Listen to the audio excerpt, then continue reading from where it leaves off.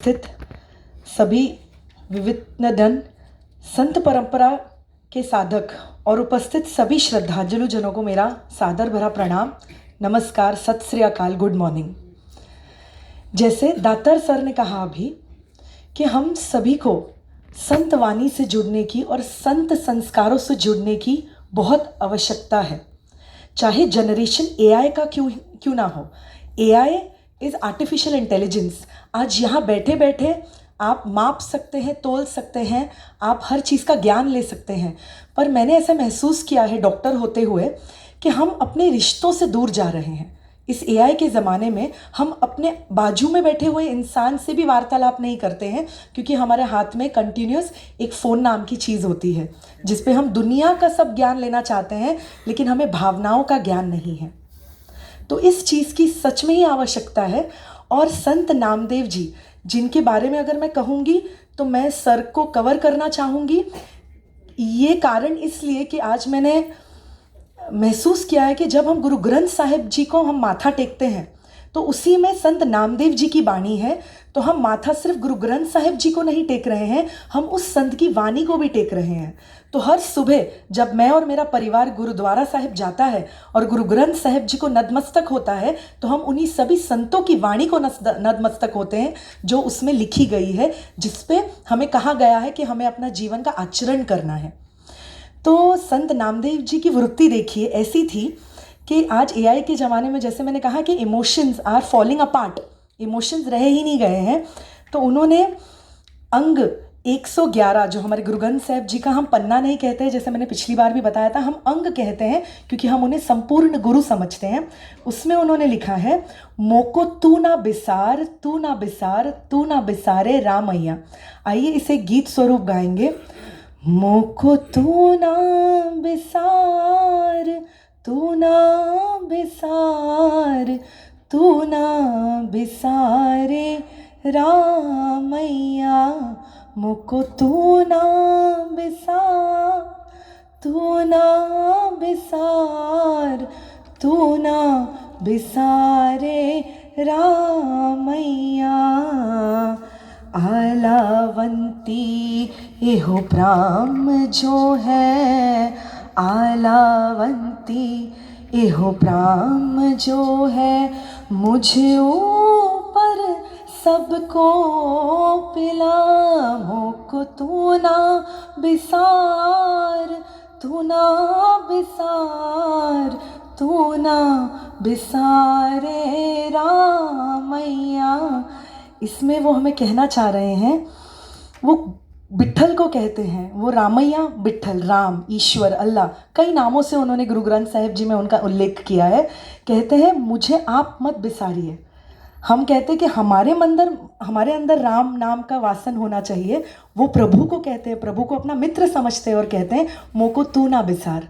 आलावंती मतलब जो उस ज़माने में ऐसा प्रथा चलती थी कि सिर्फ जो उच्च जाति के ब्राह्मण थे उन्हीं को मंदिर में भगवान का नाम लेने की परंपरा थी। वो जो शूद्र जाति के थे या जो नीची जात के थे, उन्हें बहुत कम नज़रों से देखा जाता था। ऐसा भी समा देखा है, ऐसा भी ग्रंथों में लिखा है। तो वो अपने आप को कहते हैं मित्र समझ के प्रभु को कि अगर आप मुझे भूल जाओगे तो मैं आपकी भक्ति कैसे कर पाऊँगा। तो चाहे वो चार दीवारी का मंदिर हो, चाहे वो मस्जिद हो, चाहे वो गुरुद्वारा हो, भगवान की वृत्ति वहाँ नहीं है। भगवान मन में बसना चाहिए, और मन में सिर्फ मैं नहीं बसाऊँगा, आप भी मुझे अपने मन में बसाइए। तो इस शब्द में उन्होंने ये जो ट्रांसपेरेंसी थी भगवान के साथ वो क्लियर कर दी कि मोको तू ना बिसार। आइए आगे बढ़ते हैं। आज का यह पावन आयोजन ज्ञानोबा ते तुकोबा वास्तव में संत परंपरा की उस अखंड धारा का उत्सव है जो भक्ति भाव और ईश्वर के सर्वभौविक सत्य को अयोग्यों से प्रवाहित करती आ रही है। इस समय संपूर्ण भारत श्रद्धा और कृतज्ञता के साथ गुरु तेग बहादुर जी का 350 साला शहीदी समागम समारोह मना रहा है। उनका बलिदान हमें यह सिखाता है कि सत्य, धर्म और मानव स्वतंत्रता किसी एक समुदाय की नहीं, संपूर्ण मानवता का धरोहर है। यह वही सर्वभौतिक चेतना है जो गुरु ग्रंथ साहिब में प्रतिचिल्लित होती है, जहाँ विभिन्न संतों की वाणी एक ही परम सत्य से घोषित की जाती है और करते हैं हम। इसी दिव्य परंपरा के तेजस्वी स्वरों को भक्त नामदेव जी, जिनकी वाणी में हम सीखते हैं कि एक परंपरा है कि सच एक है और वो सच प्रेम का सत्य है, ऐसा उन्होंने हमारे ग्रंथ साहिब जी में कहा है। आगे बढ़ते हुए,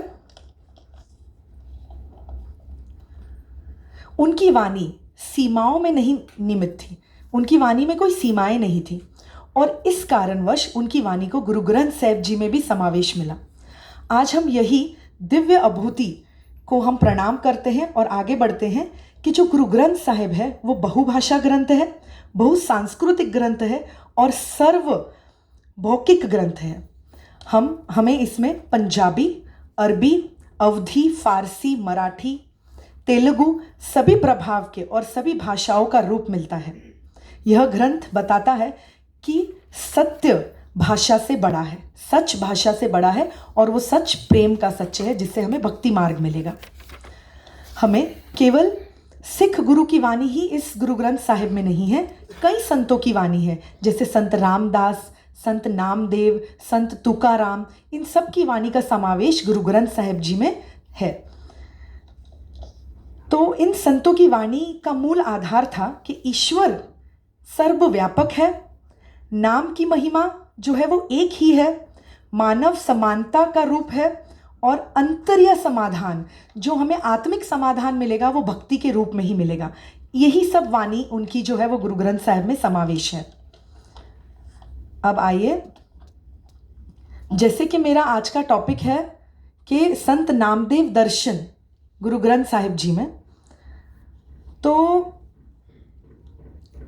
संत नामदेव जी ने कहा है कि जो ना भजनते नारायणा तिनका मैं ना करूँ दर्शना।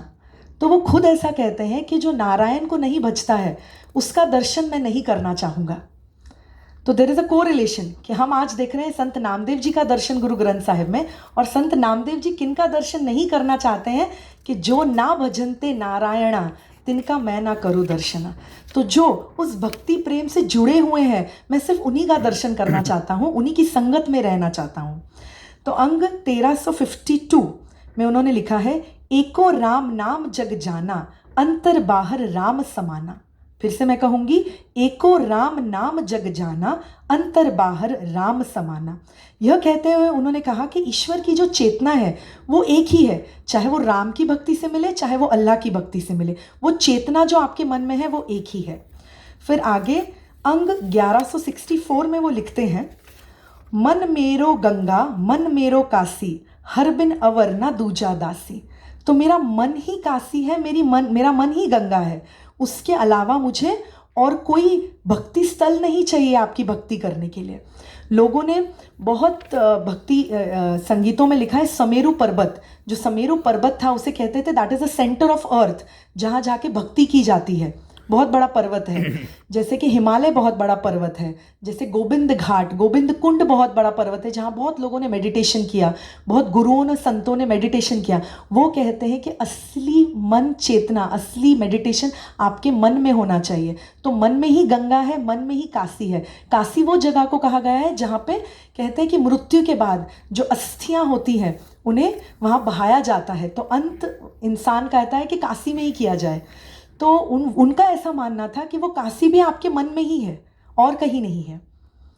आगे बढ़ते हुए अंग 1164 में फिर वो लिखते हैं, जो तो गिरहो तो हम मोर, जो तो चांद तो हम चकोर। तो ये ऐसा प्रेम का बंधन था। वो कहते हैं कि अगर तुम एक पर्वत हो तो मैं मोर हूँ, और अगर तुम चांद हो तो मैं चकोर हूँ। तो ऐसा प्रेम का संबंध था उनका प्रभु के साथ कि उन्होंने ऐसा गुरु ग्रंथ साहिब जी में भी लिखा है। आगे अंग 485 में वो कहते हैं, कहाँ करो जित कहाँ करो, कहाँ करो जित कहाँ करो पित, कहाँ करो जाति कहाँ करो पाति। तो क्या मैं कर लूँ इस जात और पात का, राम को नाम जो हो दिन राती। तो मैं राम नाम ही दिन रात नाम का ही सिमरन करूँगा, मुझे जाति और पाति से कोई लेना देना नहीं है। तो कहाँ मैं करूँ जाति, कहाँ मैं करूँ पाति, राम नाम सिमरन चले दिन राती। तो राम नाम का जो सिमरन था उनके ध्यान में दिन रात चलता रहता था। फिर आगे अंग 875 में वो हमें कहते हैं, बहुत ही प्रबल विचार उन्होंने प्रस्तुत किया था कि हिंदू अंधा तुर्को काणा दोवे ते ज्ञानी स्याना।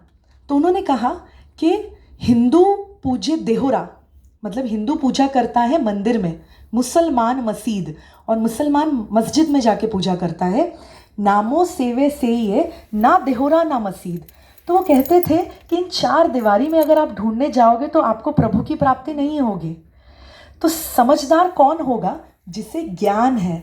और ज्ञान किसका है? वो प्रभु का ज्ञान, उस भक्ति का ज्ञान जिसे आ गया, तो उसे कुछ किसी जगह की ज़रूरत नहीं है भक्ति करने के लिए। उसके मन में राम नाम का जाप, राम नाम का सिमरन 24 आवर्स कॉन्स्टेंटली वो राम नाम की धुनी चल रही है। तो ऐसे विचार उन्होंने गुरु ग्रंथ साहिब जी में तब लिखे हैं। अब आगे अंग 1165 में वो कहते हैं, नामे नारायण नहीं भेद, एक रूप देहो एक खेल। अब वो कहते हैं कि राम नाम में और नारायण में और नामदेव जी में कोई भेद नहीं है, कोई अंतर नहीं है। अगर मैं नाम जपूंगा तो मैं खुद उसकी भक्ति में लीन हो जाऊंगा और मैं खुद ही उसके चरणों तक पहुंच जाऊंगा। तो भेद कब आएगा? जब मुझे अहंकार आएगा। और अहंकार के साथ साथ कहते हैं ये 5 जो चीज़ें हैं, जैसे काम, क्रोध, लोभ, मोह, अहंकार, इन चीज़ों का वसन अगर मेरे अंदर होगा तो मैं प्रभु की प्राप्ति नहीं कर पाऊंगा। तो काम, क्रोध, लोभ, मोह, अहंकार से जब मैं दूर होऊंगा तो मैं और प्रभु में कोई अंतर ही नहीं रह जाएगा। तो इतनी शुद्ध, इतनी पवित्र बात उन्होंने गुरु ग्रंथ साहिब जी में आज से कई वर्ष पहले उसका समावेश हुआ था। कहते हैं कि हमारे गुरुओं के आने से 200 वर्ष पहले संत नामदेव जी का आगमन हुआ था, और जो बानी हमें सत्य के अनुकूल लगती थी, जो गुरुओं को सत्य के अनुकूल बानी लगी, उसका समावेश गुरु ग्रंथ साहिब जी में किया गया। और उसमें से थे संत नामदेव जी, जिनके 61 शब्द इस हमारे गुरु ग्रंथ साहिब जी में लिखित हैं। और वो जो लिखित हैं वो कई रागों से जुड़े हुए हैं। जैसे अभी मैंने एक शब्द गाया था आपके सामने, तो ऐसे कई राग है, बिलावल राग, धनासरी राग, जिससे इन शब्दों को जोड़ा गया है। कहते हैं कि राग ही है जो आपके मन की चेतना को जगा पाएगा। संगीत से हम उस बानी से जुड़ते हैं, और बानी से और शब्द से हम उस प्रभु से जुड़ते हैं। तो ऐसा स्पष्ट उन्होंने किया था हमारे गुरु ग्रंथ साहिब जी में। आगे वो कहते हैं अंग 575 में, बहुत सुंदर, मैं बौरी मेरा राम भतारा, रच रच ताको करो सिंगारा। वो कहते हैं कि मुझे इतना सुंदर सजाइए, इतना सुंदर मैं अपने मन को सजा लूँ। जैसे हम बाहरी अपना रंग रूप संवारने की बातें करते हैं, उन्होंने कहा अपने मन को मुझे संवारना है। मैं अपने मन को ऐसे रच लूँ कि मैं उस प्रभु का प्रिय बन जाऊँ। कहते हैं ना, जब हम किसी फंक्शन में आते हैं तो we be very presentable, we want to come. लेकिन वो कहते हैं मन को वैसे धारणा दीजिए, मन को ऐसे रचिए कि वो प्रभु को पसंद आ जाए। तो वो कहते थे कि मैं बौरी, मैं तो बाहर से बावरा हूँ, मुझे बहुत लोग निंदते हैं, मुझे बहुत लोग बुरा बोलते हैं, लेकिन मेरे मन को मुझे ऐसे रचना है, मेरे मन को मुझे ऐसी संगति में रखना है, ऐसी भक्ति में रखना है कि वो मन मेरा प्रभु को भा जाए। तो ऐसा उन्होंने गुरु ग्रंथ साहिब जी में कहा कि मोको निंदा करे, कोई मोको निंदा करे, मेरी उस्तत ना करे, पर मुझे श्रीरंग की जो प्राप्ति है, श्रीरंग भी कहा उन्होंने, कहीं विट्ठल कहा, कहीं श्रीरंग कहा, कहीं गोविंद कहा, कहते श्रीरंग की प्राप्ति होगी होगी। ठीक है, फिर आगे कहते हैं ईश्वर सर्वत्र है, एक समान है, भक्ति अंतरिक्त है, और प्रेम ही उसका मार्ग है। तो अगर प्रेम उसका मार्ग है तो वो प्रेम के मार्ग से हम जुड़ेंगे कैसे? तो उन्होंने कहा है कि सोने की सुई रूपे का धागा, नामे काचित हर स्यों लागा। तो कहते हैं सोने की सुई है जिसमें धागा रूपे तब चांदी के रूपे चलते थे, तो सोने की सुई है, रूपे का धागा है। तो वो सुई है नाम सिमरन की, और धागा है कंटिन्यूअस उसका चिंतन करने का। तो अगर उस नाम सिमरन का चिंतन हमेशा मेरे मन में चलेगा तो नामदेव जी का मन उस प्रभु से जुड़ेगा। तो आइए, ये कहते हुए, जैसे मुझे वक्त का दिया गया था that you have to complete it in 15 minutes, बहुत ही मुश्किल है। इतने दिनों से जब मैं अध्ययन कर रही थी, पिछली भी स्पीच में मैंने कोशिश किया है कि पिछली स्पीच को मैं रिपीट ना करूं, तो बहुत बहुत ग्रंथों में बहुत वाणी दी गई है गुरु ग्रंथ साहिब जी की। मैं आप सबके सामने बहुत छोटी हूँ उसे एक्सप्लेन करने के लिए, पर मैं बहुत ग्रैटिट्यूड एक्सप्रेस करती हूँ, बहुत शुक्रिया अदा करती हूँ श्यामा गोंसे मैम का, जिन्होंने मुझे ये अपॉर्चुनिटी दी कि मैं आप सबके सामने आके ये रख पाऊँ मेरे प्रश्न और उत्तर या मेरे मन की भावनाएं। और मैंने कोशिश की एक छोटी पुस्तक लिखने की, महाराष्ट्र ते पंजाब, जैसे मैम ने ही मुझे वो आइडिया दिया था, पंडरी ते पंजाब, जो उनकी जर्नी है संत नामदेव जी की, उसके 10 चैप्टर लिखने की मैंने कोशिश की है। अभी तक उसका प्रूफ रीडिंग नहीं हुआ है, मैं कोशिश करूँगी सब आप सबको दूँ प्रूफ रीडिंग के लिए। पर भगवान भक्ति में है और भक्ति का मार्ग सिर्फ प्रेम है, ये चीज़ मैंने संत नामदेव जी से सीख ली है। और उसी को नमन करते हुए वंदे संत परंपरा, वंदे मानवता, वंदे संत नामदेव कहते हुए मैं अपनी स्पीच का अंत करूंगी। नमस्कार।